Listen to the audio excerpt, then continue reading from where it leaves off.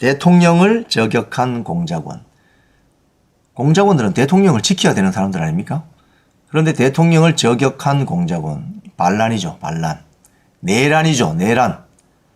그리고 지금 조금 전 올라온 소식인데 한동훈 친구가 이 홍장원의 메모를 작성했나 뭐 이런 지금 질문이 헌재에서 오갔다고 합니다. 한동훈 친구 지금 이번 윤석열 대통령의 뭐랄까요 비상계엄 이후에 내란죄로 올가면서 체포영장 구속영장 발부되는 과정 그리고 한동훈이 친한동훈 계열 국회의원들을 대거 움직여서 윤석열 대통령을 정치적으로 탄핵가하는 그 과정 그 핵심 인물이 한동훈이죠. 한동훈이 이 홍장원 메모에 뭐 정치인 체포 명단이라고 해서 처음에 구겨서 버렸다는 그 메모 있지 않습니까? 그 메모를 다시 사무실에 와서 정서체로 쓰게 한 보좌관이 한동훈의 강남 현대고등학교 친구냐 이런 질문이 지금 헌재에서 나왔습니다. 윤석열 대통령 대리인 측이 뭔가 파악을 한 것 같아요. 지금 지나서 생각해 보면은 그때 12월 3일 계엄이 있고 나서 바로 그 다음 날입니까? 하여튼 한동훈이 윤석열 대통령을 만났잖아요. 그 자리에서 윤석열 대통령이 확인을 해줬다 하지 않습니까? 정치인 체포하라고 한 적이 없다. 홍장훈이 저 인간이 문제가 있어서 내가 네 보는 앞에서 해임한 결재를 제거한다. 보여줬잖아요. 그럼 그 정도 하면 믿어야 되는 거 아닙니까? 그죠? 안 믿었죠. 안 믿고 직무정지 시켜야 된다. 대통령을 이렇게 이야기했죠. 자, 그러면 여기에서 캐스천 마크가 있었습니다. 아니, 현직 대통령이 그것도 자기하고 20년 동안 이런 막역한 정말 형과 아우 같은 그런 사이로 지냈던 사람인데 비상계엄이 선포되고 불러서 직접 만나서 이야기를 하고 설명을 했는데 그걸 다 믿지를 못하고 직무정지해야 된다고 탄핵 찬성하라고 부추긴 게 아닙니까? 근데 왜 저랬을까? 왜 못 믿었을까? 저렇게 두 사람 사이에 신뢰관계가 없었을까? 근데 지금 보니까 오늘 나오는 이야기 들어보면은 홍장원의 그 보좌관이 한동훈하고 같은 고등학교를 나온 누군가가 있는 것 같아요. 그 사람이 정치인 체포 명단을 쓴 것이냐고 윤석열 대통령 측이 지금 홍장원한테 질문했다는 거 아닙니까? 그러면 질문했다는 것은 이미 파악하고 있다는 소리죠. 이거 완전히 이건 뭐죠? 이거 드라마. 이거 완전 드라마 같은 이야기입니다, 지금. 자, 그런 이야기 오늘 중심으로 여러분께 설명을 좀 드리겠습니다. 야, 이 놀라운 이야기들이 지금 한두 가지 아닙니다. 이게 그러니까 만약에 그렇다면 이게 사전에 짠 거 아니냐 이런 생각을 할 수 있죠. 이 사전에 짰나 이 인간들이 진짜 윤석열 대통령 완전히 골로 보내려고 다 짰나? 서울의 그 강서구에 있는 마포고등학교 출신의 홍장원 또 누구예요 그거 또 있잖아요. 그리고 뭐 현대고등학교 한동훈이 이 자들이 짰나? 그러면 자기들 뭐 친한 고등학교 뭐 이런 네트워킹들로 야, 이거 심각한 오늘 이야기인데. 자, 먼저 이거부터 보시겠습니다. 윤 대통령 홍장원 메모 대통령 체포 지시로 연계해서 내란과 탄핵 공작한 것이다. 이거 여러분 제가 이번 이 사태를 쭉 보면서 느끼는 건데요. 국정원의 그 대공수사권 있지 않습니까? 국정원의 대공수사권. 간첩을 경찰이 잡을 수 있을까요? 간첩을 경찰이 잡기는 힘듭니다. 왜? 경찰의 어떤 그 행정력이라는 것은 생활안전행정 이게 많거든요. 교통, 뭐 도로교통, 경비, 뭐 이런 거, 경무 뭐 이런 게 많단 말입니다. 그런데 간첩 잡는 건 옛날 경찰서마다 보안과라고 있긴 있었습니다.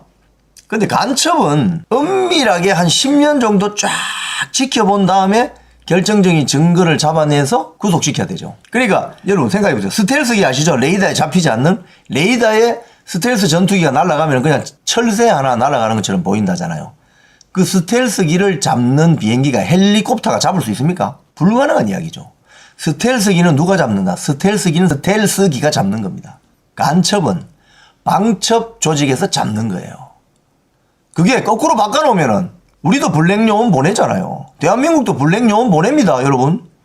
이번에 그 대한민국 블랙요원 명단 다 중국 공산당 넘긴 걔가 지금 징역 20년 받고 있다는 거 아닙니까? 사실 무기징역 받아야 되는데. 우리도 블랙요원 보내는 거 공공이란 사실이에요. 전 세계에 나름대로 국력이 있는 나라의 어떤 방첩기관이라면 블랙요원 다 보냅니다. 대한민국에도 전 세계에서 블랙요원이 들어와 있어요. 특히 서울 광화문 주변에는. 바글바글해요, 그냥.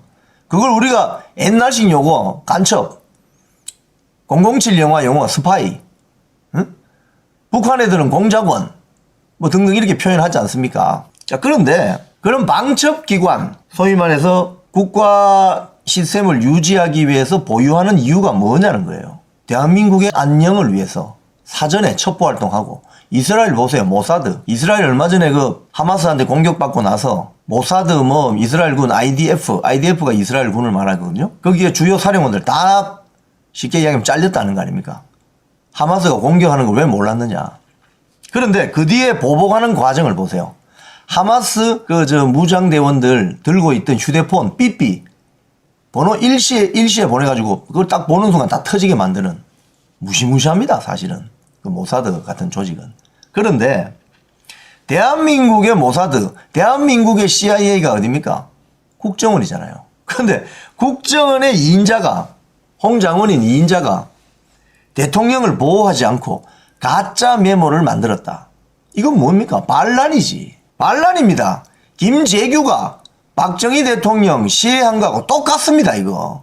에? 지금 어제 이제 제가 김재규 사건을 다시 서울고등법원이 재심한다. 그 결정이 났는데 이게 배경이 뭐냐? 인터넷상에는 이런 이야기가 돌아다닙니다. 김재규가 박정희 대통령을 시해한 것은, 예를 들어서 이 재심에서 무죄가 나온다면 김재규도 박정희 대통령을 시해해서 결국은 역사적으로 무죄 선고를 받는데, 지금 시중에 도는 말 있죠? 여러분들 이게 들으셨겠지만 윤석열 대통령 굉장히 경호에 문제가 있다. 굉장히 조심해야 된다 이야기하죠. 그러면 윤석열 대통령을 해하려고 하는 사람도 역사가 지나면은 무죄로 선고받을 수 있다. 이따위 논리 아니겠습니까, 여러분? 네?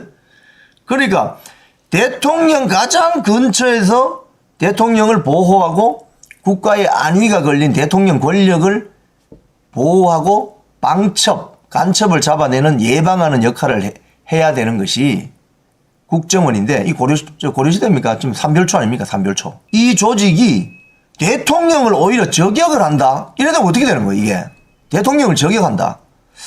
이거 아니 골 때리는 상황이 벌어지는 거죠. 그런데 이제 군대 다녀오신 분들은 우스갯소리를 그런 이야기를 합니다만은, 적군 쪽에서 총알 날라오는 건 보인다는 거예요. 적군에서 총알 날라오는 거는. 저기 총구 반짝반짝하면 저기서 총알이 날라오는 거나, 또 미사일 포가 날아온다면 저기도 번쩍하니까 저기서 오는 거나, 그러면 거기를 보고 피할 수도 있는데, 총알이나 포탄이 뒤에서 터지면 어떻게 되느냐?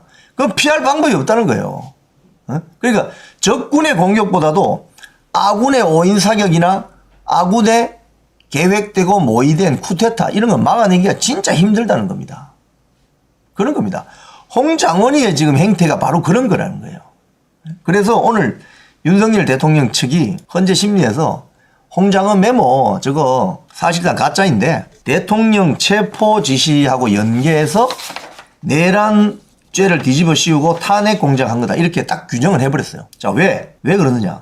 이것 때문에 그렇습니다. 지금 홍장원이 그날 메모 작성했다는, 여기 보세요. 12월 3일이죠. 밤 10시 58분 39초. 계엄이 10시 23분 대통령이 기자회견하면서 알려줬죠. 자, 그런데 홍장원이가 처음에 뭐라고 했냐면은 정치인 체포 명단, 정치인 체포하라는 그 명단을 공감박 공터 앞에서 어두컴컴한 데서 받아 적었다, 이렇게 했거든요. 그런데 그 시간에 홍장원이는 어디 있었느냐? 사무실에 있었다는 거예요. 이 CCTV 확인으로 다 이제 확인된 거예요. 이 기사 내용을 보면 국민의힘 위원들은 오늘 기자회견을 열었는데, 윤석열 대통령에 대한 탄핵소추와 내란몰이가 처음부터 홍장원 이 한 사람의 거짓말로 시작됐음이 드러나고 있다. 홍장원의 진술은 핵심적인 부분에서 계속 바뀐다. 지금 한 3번 내지 4번 바뀌었습니다. 그런데 여기 보세요. 탄핵 심판에서 당일 12월 3일 밤 11시 6분에 여인영 방첩사령관과 통화를 했고 주요 정치인 체포 명단을 불러줘서 적었다. 계엄 당일 책상에 앉아서 여유 있게 적은 게 아니라 국정원장 관사 입구에 있는 공터에서 포켓에 있는 메모지에 적었다. 이거 지금 시간도 틀리고 장소도 틀려요. 지금 포켓에 있는 메모지. 여러분 저도 이거 개인적으로 그런 경험이 있어요. 무슨 소리냐면은 경찰 정보관들은 주로 이런 거 들고 다닙니다. 요거보다 더 얇아요. 사실은 저의 27년 KBS 현장 기자 경험으로서 정보관들은 이런 거 들고 다녀요. 요거보다 더 얇아요. 얇아. 요런 거를 얇게 쓸 수 있는 어떤 볼펜도 좀 좋은 거, 잘 써지는 거, 만년필보다는 볼펜 갖고 요런 거. 요런 거를 양복안에서 싹 넣어 다닙니다. 지금 경찰서 정보관으로 일하시는 분들은 경찰관 옷을 안 입습니다, 여러분. 아시는 것처럼. 그러니까 경찰관 옷을 입고 다니는 사람들은 경비라든지 교통이라든지 뭐 이런 거고 정보관들은 그냥 양복 입고 다닙니다. 왜? 이 기관을 이렇게 출입해야 되니까. 그래서요, 이 뭐 두꺼운 종이나 뭐 이런 거 안 달고 다닙니다. 딱 요렇게 얇은 수첩 양복 안에 딱 넣고 다니면서 뭐 중요한 거 있으면 메모하죠. 딱 꺼내서 메모합니다. 이렇게. 저도 이 메모하는 게 습관이 돼가지고 저도 이 수첩에 뭘 많이 적어요. 그 앞부분에 다이어리가 있고 이게 메모. 요렇게 해서 하지. 홍장원이가 이야기한 것처럼 보세요. 포켓에 있던 메모지에 적었다. 포켓에 누가 메모지를 들고 다닙니까? 에? 소위 말해서 고급 정보를 다룬다는 국정원 IO, 옛날로 치면 IO, 그리고 뭐 경찰서 정보관, 니 포켓에 있는 메모지 뭐 이런 거, 뭐 포스트잇 이런 거, 뭐 이런 거 한 장씩 써가지고 메모했다고? 말도 안 되는 소리예요, 그게. 에? 이런 거부터가 거짓말일 가능성이 높다는 거예요. 쉽게 이야기하면은. 그 업계에서 이루어지는 요런 수첩, 양복 안에 딱 넣으면 표 안 나잖아요. 요거 딱 들고 다니면서 뭐 중요한 거 있으면 쫙쫙쫙 메모하고. 그래서 경찰서로 돌아오거나 자기 사무실 돌아가서 뭘 쓰느냐. 견문 보고서를 씁니다. 견문 보고서. 오늘의 견문 보고서. 제가 경찰서 다닐 때는 오늘의 때거리라고 했어요. 오늘의 때거리. 오늘의 일용할 양식. 쫙 써가지고 보고하고. 그게 자기의 성과니까. 그런데 포켓에 있는 메모지, 뭘 메모지를 포켓에 넣어두고 다녀. 그것도 국정원 해외 담당 1차장이. 이 말도 안 되는 소리예요, 사실은. 이걸 딱 보면은. 자, 그리고 CCTV를 확인해 보니까 홍장원이가 계엄 당일 밤 11시 6분보다 8분 앞선 10시 58분에 이미 본청 내부로 들어선 것이 확인되었다. 그래서 처음에 언론 인터뷰에서 한 말을 또 번복을 합니다. 체포명단 듣고 받아 적은 장소가 국정원장 공간 앞이 아니고요. 국정원 본청 집무실에서 이렇게 또 거짓말을 합니다. 다 거짓말이지 뭐. 그래서 지금 홍장원이의 거짓말이 이제 이런 CCTV 구체적인 증거로 드러나고 이 거짓말에 전 국민이 속았다는 거예요.